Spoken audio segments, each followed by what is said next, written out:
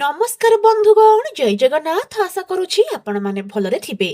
ବନ୍ଧୁଗଣ, ଧନୁ ରାଶିର ଲୋକମାନେ ସାବଧାନ ରୁହନ୍ତୁ, କାରଣ ଆପଣଙ୍କ ଜୀବନର ଗତ 2.5 ବର୍ଷର କାହାଣୀ ଏବେ ବଦଳିବାକୁ ଯାଉଛି।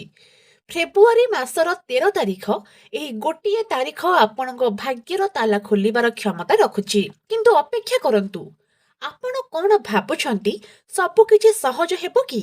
ବିଲକୁଲ ନୁହେଁ, କାରଣ ଫେବୃଆରୀ 17 ତାରିଖରେ ଏମିତି ଏକ ଗ୍ରହଣ ଲାଗୁଛି ଯାହା ଆପଣଙ୍କ ସାଇବର ସିକ୍ୟୁରିଟି, ମୋବାଇଲ ଡାଟା ଏବଂ ଭାଇ ଭଉଣୀଙ୍କ ସମ୍ପର୍କରେ ନିଆଁ ଲଗାଇପାରେ। କିନ୍ତୁ ସବୁଠାରୁ ବଡ଼ ଖବର ହେଉଛି ମହାପରିବର୍ତ୍ତନ ରାଜଯୋଗ। ଆପଣଙ୍କ ପକେଟକୁ ଏମିତି ଏକ ଉପାୟରେ ଟଙ୍କା ଆସିବାକୁ ଯାଉଛି ଯାହା ବିଷୟରେ ଆପଣ କେବେ ଭାବିନଥିବେ। ଡିଫେନ୍ସ ସେକ୍ଟର ସେୟାର ହେଉ କିମ୍ବା ପୁରୁଣା ସମ୍ପତ୍ତି, ଏହି ମାସରେ ଆପଣଙ୍କର ଗୋଟିଏ ନିଷ୍ପତ୍ତି ଆପଣଙ୍କୁ କୋଟିପତି କରିପାରେ କିମ୍ବା ସମ୍ପୂର୍ଣ୍ଣ କାଙ୍ଗାଳ ମଧ୍ୟ କରିପାରେ। 15 ତାରିଖ ମହାଶିବରାତ୍ରି ଦିନ ଆପଣଙ୍କୁ କଣ କରିବାକୁ ପଡ଼ିବ? ଶନିଦେବଙ୍କର ରାଶି ପରିବର୍ତ୍ତନ ଆପଣଙ୍କ ଛାତି ଉପରୁ କେଉଁ ବୋଝ ହଟାଇବ ଏବଂ ସେୟାର ମାର୍କେଟର କେଉଁ ଗୁପ୍ତ ସେକ୍ଟରରେ ନିଆଁ ଲାଗିବାକୁ ଯାଉଛି? ଯଦି ଆପଣ ଧନୁରାଶିର ଲୋକ, ତେବେ ଏହି ଭିଡିଓଟିକୁ ସ୍କିପ୍ ନ କରି ଶେଷ ପର୍ଯ୍ୟନ୍ତ ନିଶ୍ଚୟ ଦେଖନ୍ତୁ। ପ୍ରତିଟି ସେକେଣ୍ଡ ଆପଣଙ୍କ ପାଇଁ ସୁନା ଭଳି ମୂଲ୍ୟବାନ। ବନ୍ଧୁଗଣ, ଆଜି ଆମେ ଡିକୋଡ୍ କରିବା ଫେବୃଆରୀ 2026ର ସବୁଠାରୁ ବଡ଼ ଜ୍ୟୋତିଷ ରହସ୍ୟ। ସର୍ବପ୍ରଥମେ ସେହି ଖବର ବିଷୟରେ କଥା ହେବା ଯାହା ପାଇଁ ଆପଣ ଦୀର୍ଘ ଦିନ ହେଲା ଅପେକ୍ଷା କରିଛନ୍ତି। ଗତ 2023 ମସିହାରୁ ଶନିଦେବ ଆପଣଙ୍କ ଚତୁର୍ଥ ଭାବରେ ବସିଥିଲେ। ଏହାକୁ କୁହାଯାଏ ଅର୍ଦ୍ଧାଷ୍ଟମ ଶନିର ପ୍ରଭାବ। ସତ କୁହନ୍ତୁ ତ, ଗତ 2 ବର୍ଷ ଆପଣଙ୍କ ଘରେ ଶାନ୍ତି ଥିଲା କି? ମାଙ୍କ ସ୍ୱାସ୍ଥ୍ୟ ହେଉ, ଜମିବାଡ଼ି ବିବାଦ ହେଉ କିମ୍ବା ଛାତିରେ ସବୁବେଳେ ଏକ ଅଜଣା ଭୟ, ଆପଣ ବହୁତ କଷ୍ଟ ପାଇଛନ୍ତି। କିନ୍ତୁ 13 ଫେବୃଆରୀ 2026 ଏହି ଦିନ ଇତିହାସ ବଦଳିବ। ଶନିଦେବ ଆପଣଙ୍କ ଚତୁର୍ଥ ଭାବ ଛାଡ଼ି ପଞ୍ଚମ ଭାବ ଅର୍ଥାତ୍ ମେଷ ରାଶିକୁ ପ୍ରବେଶ କରୁଛନ୍ତି। ଏହାର ଅର୍ଥ କଣ? ଏହାର ଅର୍ଥ ହେଉଛି ଆପଣଙ୍କର ଘର ଭିତରେ ଥିବା ଗୁମୁରୁଥିବା ଅଶାନ୍ତି ଦୂର ହେବ। ମାନସିକ ଚାପ ଯାହା ଆପଣଙ୍କୁ ରାତିରେ ଶୁଆଇ ଦେଉନଥିଲା, ତାହା ହଠାତ୍ ଗାୟବ ହୋଇଯିବ। ଆପଣ ଫ୍ରି ଅନୁଭବ କରିବେ। ସାବଧାନ ରହିବାର କଥା ହେଉଛି, ଶନି ଯେତେବେଳେ ମେଷ ରାଶିକୁ ଯାଆନ୍ତି, ସେ ନିଚସ୍ତ ହୋଇଯାଆନ୍ତି। ସାଧାରଣ ଜ୍ୟୋତିଷ କହିବେ ଏହା ଖରାପ, କିନ୍ତୁ ନା, ଏଠାରେ ଏକ ବଡ଼ ଟ୍ୱିଷ୍ଟ ଅଛି ଯାହା ଆପଣଙ୍କୁ ପରବର୍ତ୍ତୀ ସେଗମେଣ୍ଟରେ ଆଶ୍ଚର୍ଯ୍ୟ କରିଦେବ। ଏବେ ଶୁଣନ୍ତୁ ସେହି ସିକ୍ରେଟ ଯାହା ଆପଣଙ୍କୁ ଧନୀ କରିପାରେ। ଫେବୃଆରୀ ମାସରେ ଆପଣଙ୍କ ରାଶିରେ ଏକ ଅଦ୍ଭୁତ ଯୋଗ ଘଟୁଛି, ପରିବର୍ତ୍ତନର ରାଜଯୋଗ। ଦେଖନ୍ତୁ, ଶନି ଯାଉଛନ୍ତି ମେଷ ରାଶିକୁ, ଯାହାର ମାଲିକ ହେଉଛନ୍ତି ମଙ୍ଗଳ। ଆଉ ମଙ୍ଗଳ କେଉଁଠି ଅଛନ୍ତି?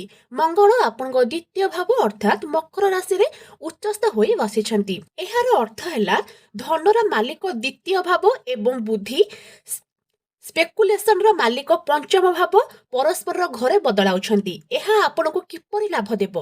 ପ୍ରଥମରେ, ପୈତୃକ ସମ୍ପତ୍ତିରୁ ଲାଭ ଦେବ। ଯଦି ବହୁ ବର୍ଷରୁ କୌଣସି ଜମି କିମ୍ବା ଟଙ୍କା ଅଟକି ରହିଥିଲା, ତାହା ଏହି ମାସରେ ହଠାତ୍ ମିଳିବାର ସମ୍ଭାବନା ଅଛି। ଦ୍ୱିତୀୟରେ, ବାଣୀରେ ଶକ୍ତି। ମଙ୍ଗଳ ଦ୍ୱିତୀୟ ଭାବରେ ଥିବାରୁ ଆପଣଙ୍କ କଥାରେ ଏକ ଅଦ୍ଭୁତ ଶାସନ ରହିବ।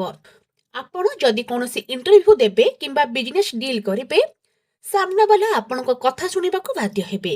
ତୃତୀୟରେ, ପଞ୍ଚମ ଭାବରେ ଶନି ଆସିବା ମାତ୍ରେ ଆପଣଙ୍କୁ ଜୁଆ ଖେଳିବାକୁ ମନା କରୁଛନ୍ତି, କିନ୍ତୁ ଇନଭେଷ୍ଟମେଣ୍ଟ କରିବାକୁ ବାଧ୍ୟ କରୁଛନ୍ତି।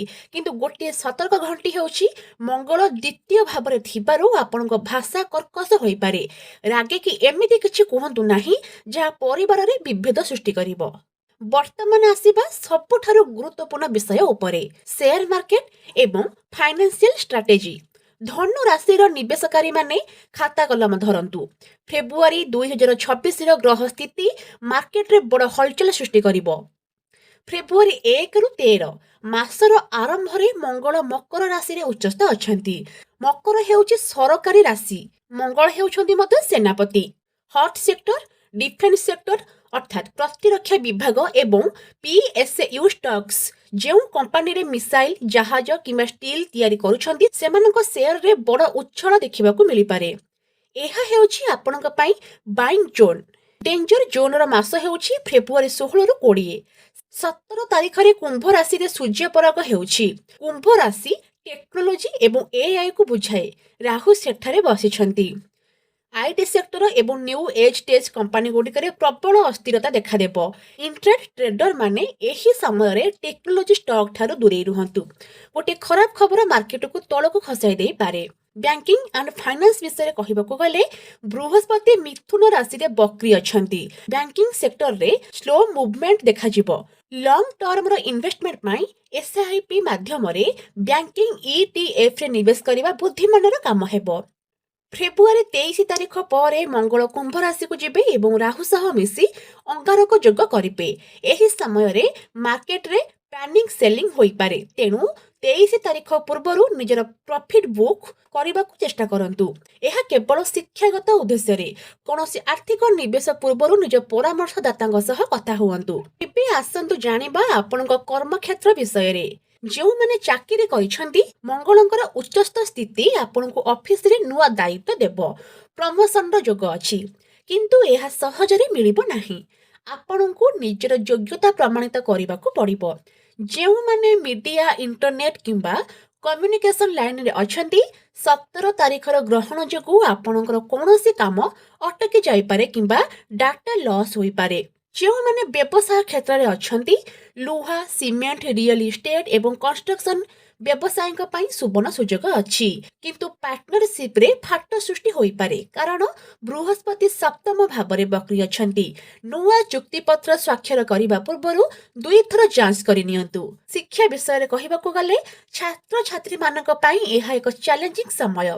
शनि पंचम भाव को आसीबे माने पाठ पढ़ारे फोकस बढ़िबो किंतु प्रेशर मध्ये बढ़िबो। संपर्कर कथा कहिबा तो एठारे टिके सतर्क रहिबाकू पड़िबो। प्रथमरे दाम्पत्य जीवन सप्तम भाव बृहस्पति बक्री अछंती। एहार अर्थ पुराणा कथा को नहीं स्वामी स्त्री मध्य कलह होई पारे। मु ठीक एवं अहंकार त्याग करंतु। द्वितीय तृतीय भाव ग्रहण लागुथिबारु सान भाई किंबा भौणी मानक सह बड़ धरणर मनांतर होई पारे। संपत्ति को नहीं विवाद हेबार आशंका अछि।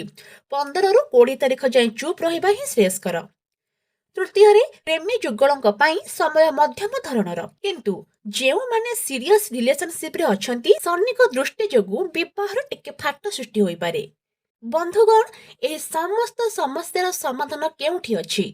उत्तर हेउची महाशिवरात्रि अर्थात फेब्रुआरी 15 2026 तारिख दिन। धनु राशि व्यक्ति माने मने रखंतु शनिदेव महादेवंकर परम भक्त। जेहेतु शनि एही मासरे राशि परिवर्तन करुछंती शिवरात्रि आपणक पई एक वरदान सदृश हेबो। कोन करिवे एही दिन? प्रथमरे आखु रसर अभिषेक। शास्त्र कहे यदि धन प्राप्ति रे बाधा आसुथाए तेबे शिवलिंग उपरे आखु रस द्वारा रुद्राभिषेक करंतु। एहा द्वारा मंगल एवं शनि उभय शांत हुअंती एवं आर्थिक उन्नति हुए। द्वितीय रुद्राक्ष धारण। यदि स्वास्थ्य विशेष कर पेट किंबा आंठु गंठी बात खराब रहुची तेबे एही दिन पंचमुखी रुद्राक्ष धारण करंतु। तृतीय पक्षी सेवा। तृतीय भाव राहुंग कुप्रभाव कटिबा पाई प्रतिदिन पक्षी मानकु 7 प्रकार शस्य खाइबाकू दियंतु। तेबे बंधुगण फेब्रुआरी 2026 धनु राशि पाई एक गेम चेंजर मास। शनिଙ୍କର मुक्ति मंगलଙ୍କର शक्ति एवं महाशिवरात्रि भक्ति एही तीनोटी जिनिस आपनकु आगकू नेबो। केवल 17 रु 23 तारिख मध्यरे कोनोसी बड़ रिस्क नियंतु नाही। भिडियोटी भल लागिथिले लाइक करंतु एवं समस्त धनु राशि बंधुंक सह शेयर करंतु। देखा हेबो परवर्ती भिडियो रे। से पर्यंत रहुछि जय जगन्नाथ जय महाकाल।